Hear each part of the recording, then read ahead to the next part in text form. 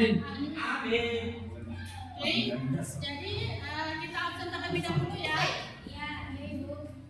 Yang pertama Anis, yang kedua Dika Damayanti, yang ketiga Ririn Fitriani, dan yang keempat Putri Nabila. Alhamdulillah hari ini hari semua ya.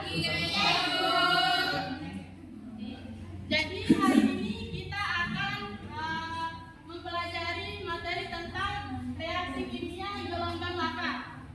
Jadi sebelum kita memulai pelajaran hari ini, apakah kalian pernah melihat lampu lava? Ya, mungkin sebagian sudah pernah melihat dan yang belum ya. Jadi yang belum pernah melihat, kalian akan mengetahui versi buatannya nanti. Dan untuk yang sudah pernah melihat, kalian akan mengetahui secara ilmiahnya.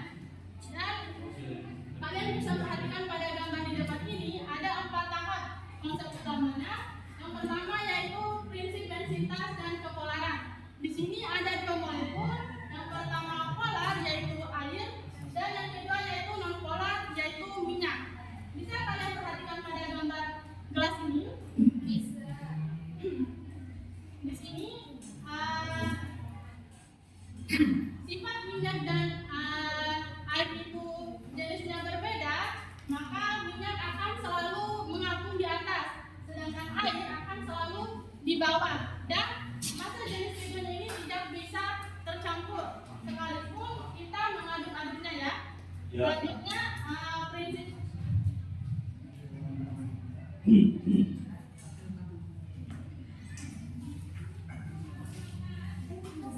Jadi prinsip ini itu di dalam biologi disebut like dissolved like, hanya zat sejenis yang bisa tercampur. Dan dari gambar ini, bukan cuma dari gambar ini ya, ada pun prinsip lain seperti apakah kalian pernah melihat kapal tenggelam yang minyaknya itu bocor di laut? Nah, jadi minyak yang bocor di laut itu ataupun tumpah di laut itu tidak tenggelam dan juga tidak tercampur dengan air laut. Kenapa? Karena air itu sama persis dengan prinsip yang sedang kita pelajari ini. Air itu bersifat polar dan minyak itu bersifat non polar. Jadi tidak bisa tercampur. Selanjutnya yaitu kedua yaitu pemicu reaksi kimia. Nah, untuk membuat lava ini nanti bergerak, kita membutuhkan pemicu reaksinya, yaitu tablet Stephenson atau tablet CDR yang akan kita gunakan nanti. Jadi, ketika kita memasukkan tablet ini ke dalam air, akan terjadi reaksi, yaitu asam plus basa dan garam plus gas CO2. Dan gas CO2 inilah yang akan menciptakan terjadinya gelombang lavanya nanti.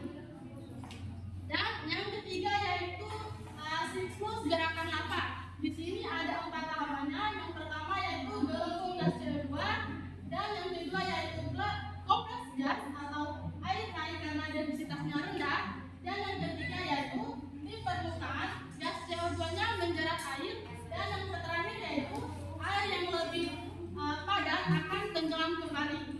Dan yang terakhir ada peran pewarna makanan.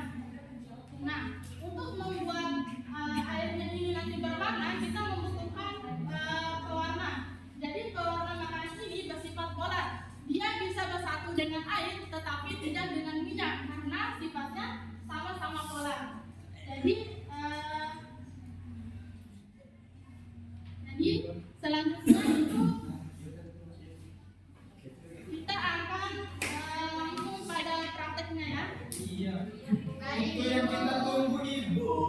Oke, jadi sudah kita ketahui tadi karena minyak air dan pewarna makanan itu sifatnya sama, yaitu sama-sama polar. Jadi kita akan mencampurkan minyak air dan pewarna makanannya juga. Itu kan meledak Ibu?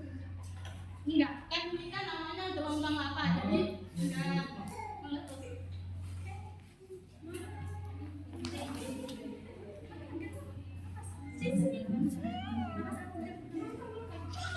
Selanjutnya,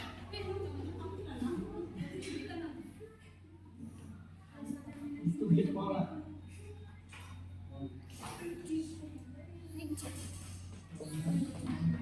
Oh.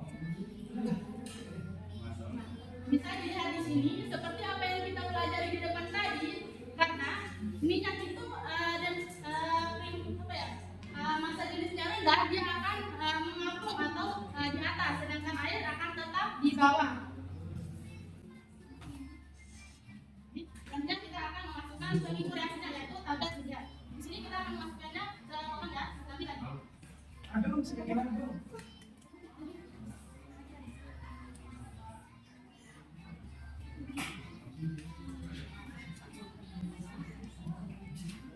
Keren ya.